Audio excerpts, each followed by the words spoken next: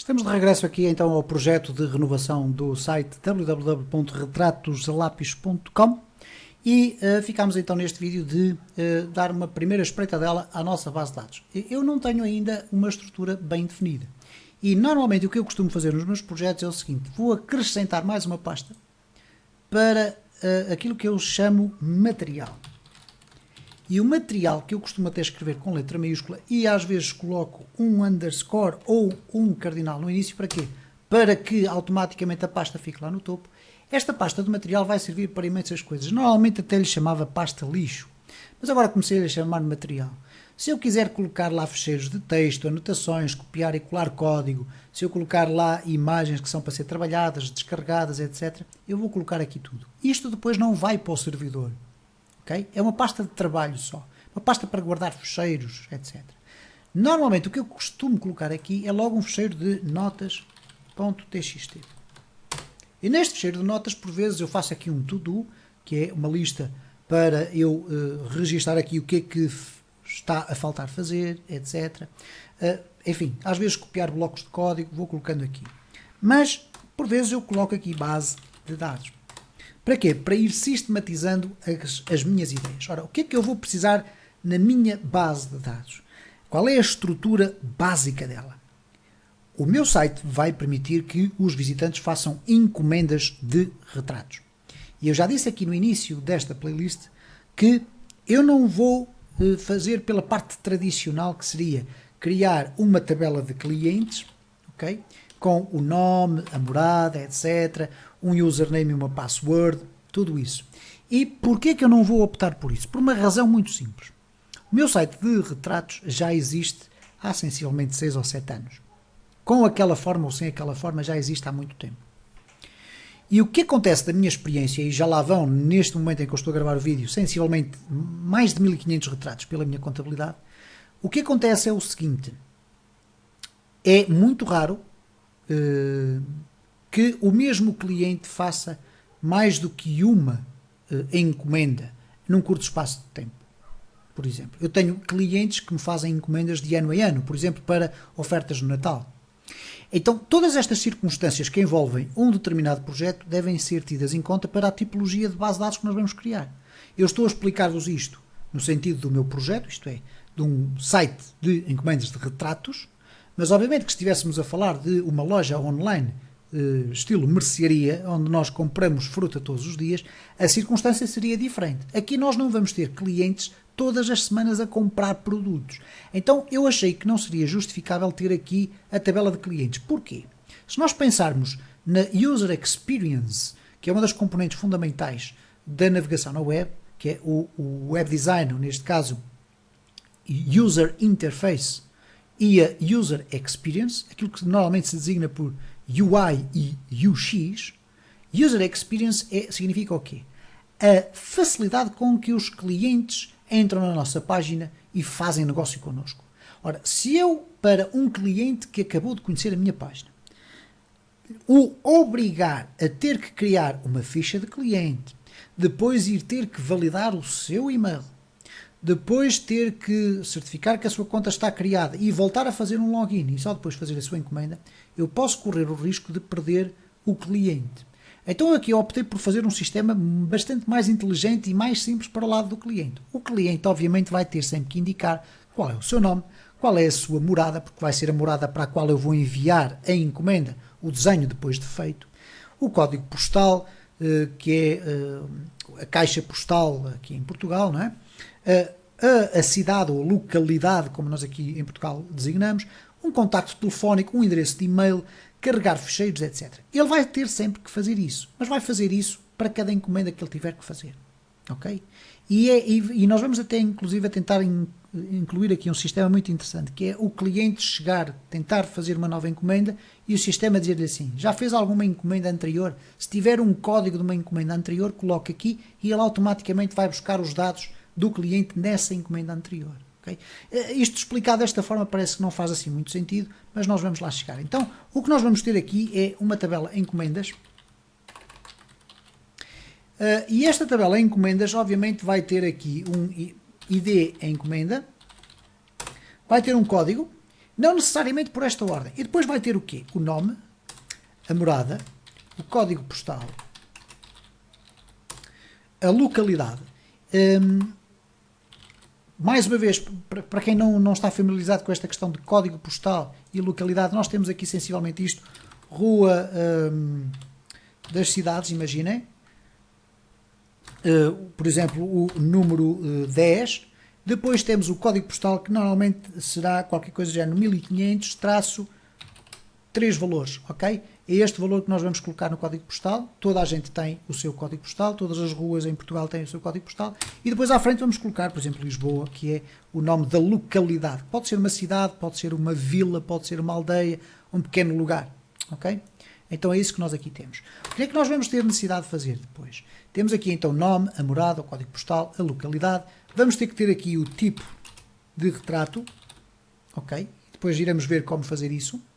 Vamos ter que ter aqui umas indicações ou umas informações. Vamos colocar aqui informações.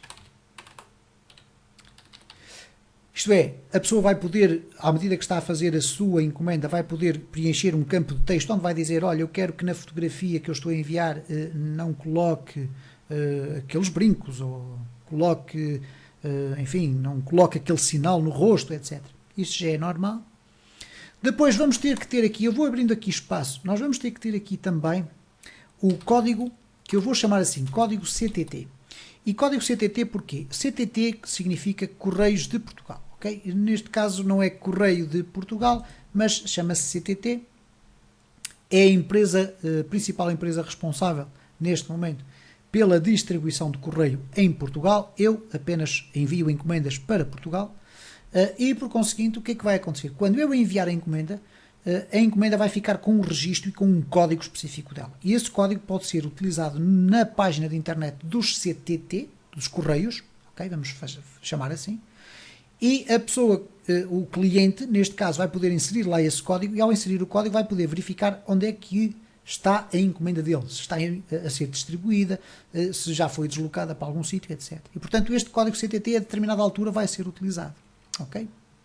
Vamos também precisar de colocar aqui o estado da encomenda, e o estado pode ser diferentes estados, isto é, por validar, iniciada, expedida, concluída, etc, etc. Portanto, vamos ter aqui muitas coisas por onde bombardear.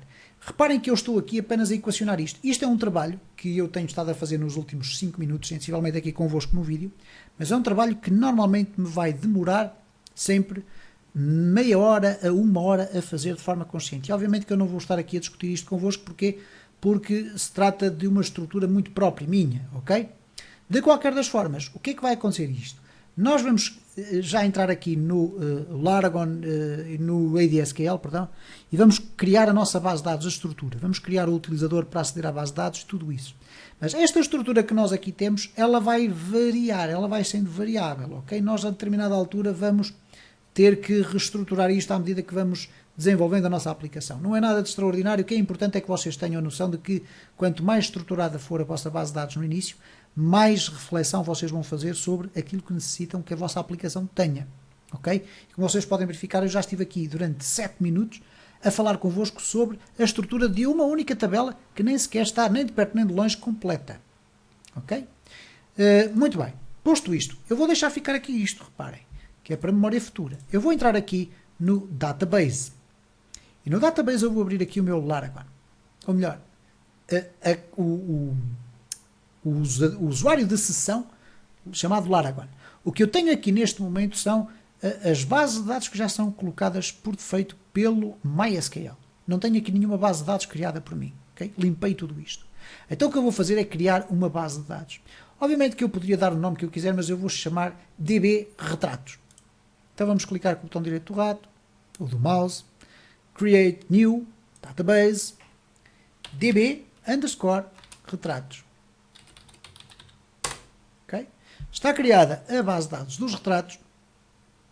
E o que eu vou fazer agora é o seguinte. Obviamente que eu quero adicionar aqui uma tabela chamada encomendas. Eu sei que ela vai existir, então Create New Table, encomendas. Okay? E aqui eu vou já fazer o seguinte. Eu vou adicionar já aqui uma estrutura mínima. O ID encomenda.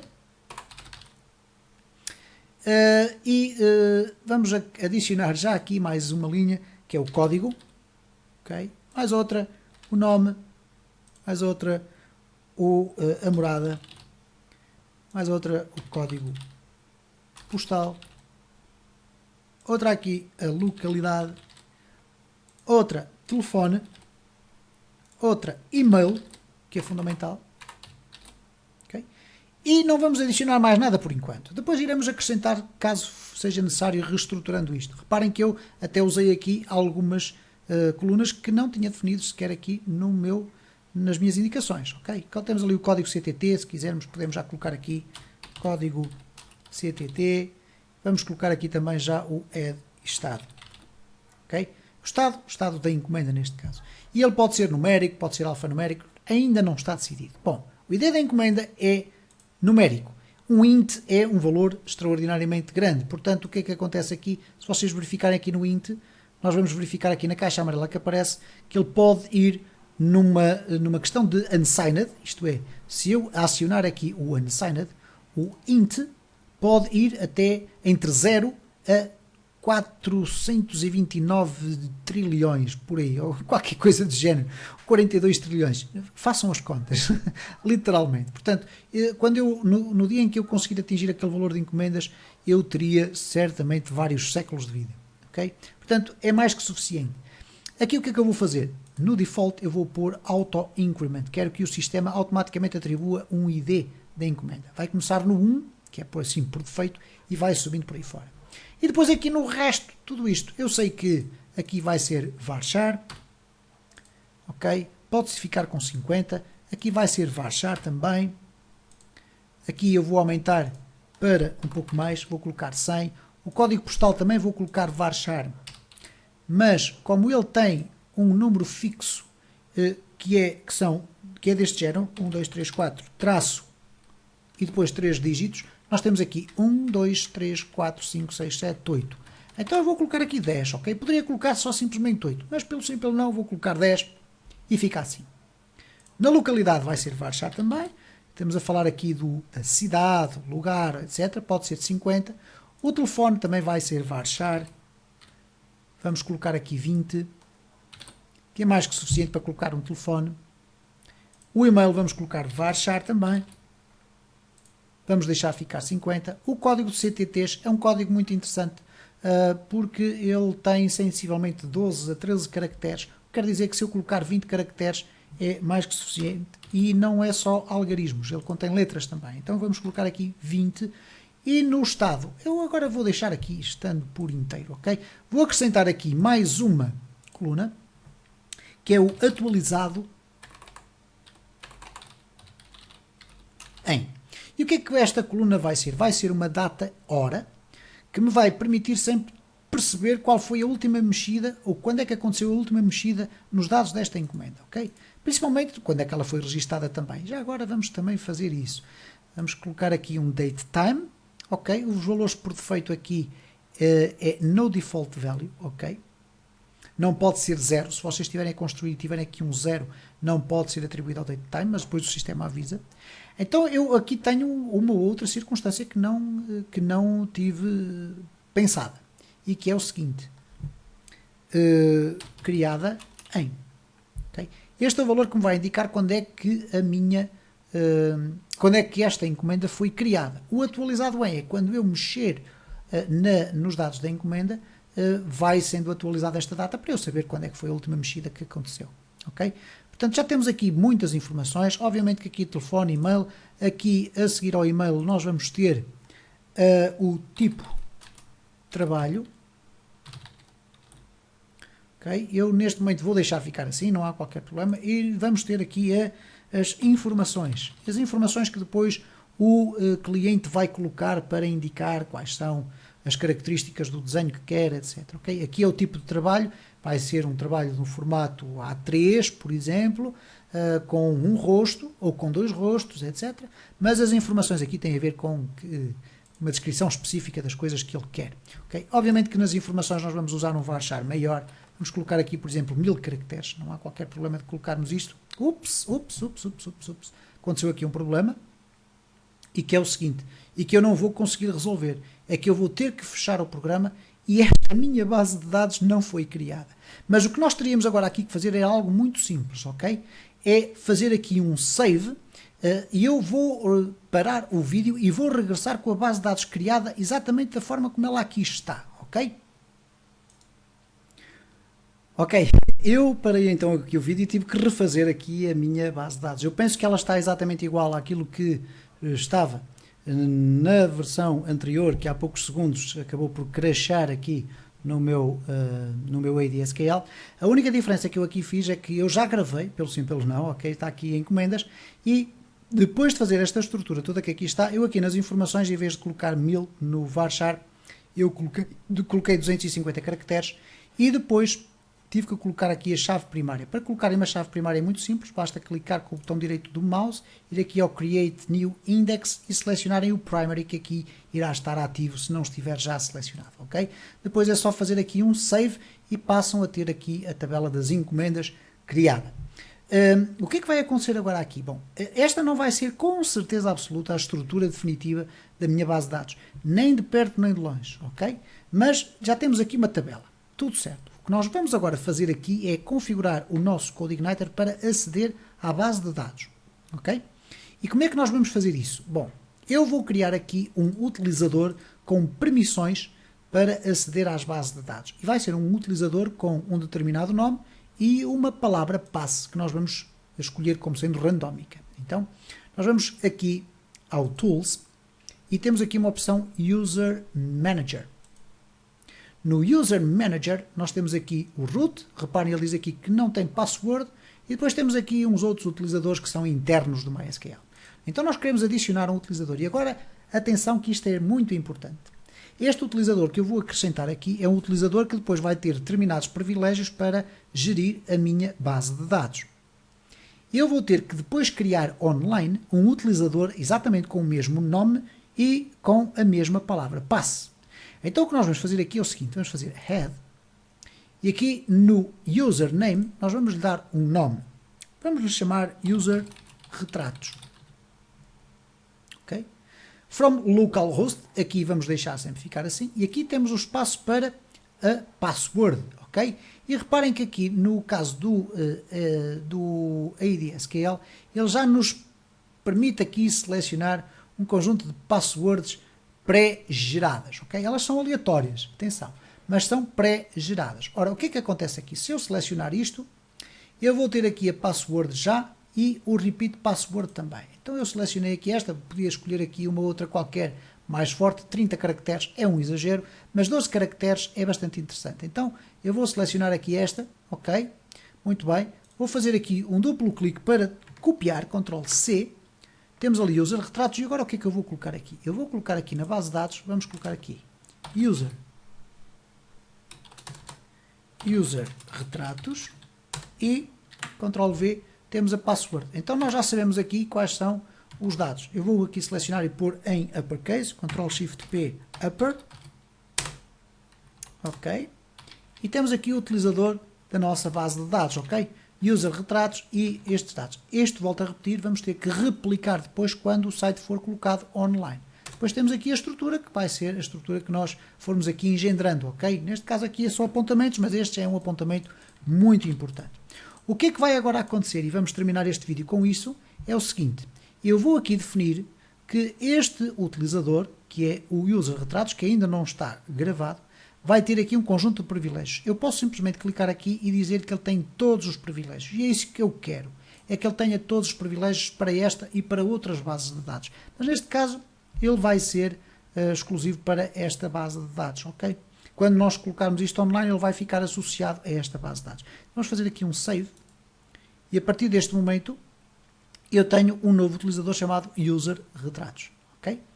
Vamos fazer aqui um close e o que é que vai acontecer agora? Nós vamos necessitar de preparar a nossa aplicação para aceder a esta base de dados. Então o que é que nós vamos fazer? Vamos regressar aqui ao nosso código, vamos aqui ao Application, Config, temos aqui os dados do utilizador, vamos deixá-los ficar aqui, vamos aqui ao Autoload e vamos dizer que nas Libraries, ok, nas Libraries estão aqui alguns...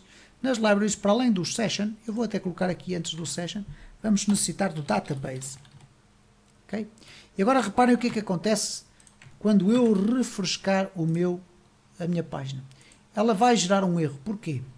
Porque diz aqui que não foi permitido o acesso à base de dados que não está definida, etc, etc. Porquê? Porque eu carrego, a partir do momento em que eu carrego a biblioteca de acesso à base de dados, eu necessito fornecer as informações de qual é a base de dados, qual é o utilizador, onde é que ela está localizada, qual é o seu nome, etc.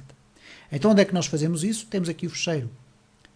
Aqui, este já não necessitamos, temos aqui o fecheiro database e cá ao fundo nós vamos ter esses dados. Então, o hostname é localhost. O username é este utilizador que nós aqui temos. Okay? A password é esta que nós aqui temos. A database é db retratos. E temos tudo o que precisamos. MySQL vai ser o sistema que internamente o CodeIgniter vai usar para comunicar com a nossa base de dados e tudo o resto nós vamos deixar por defeito porque normalmente funciona. Okay? Vamos fazer aqui Ctrl S para guardar. Vamos refrescar aqui a nossa aplicação e como podem facilmente observar, já não há erros, o que significa que estaremos em condições de, a partir do próximo vídeo, começar já a fazer comunicações com a nossa base de dados.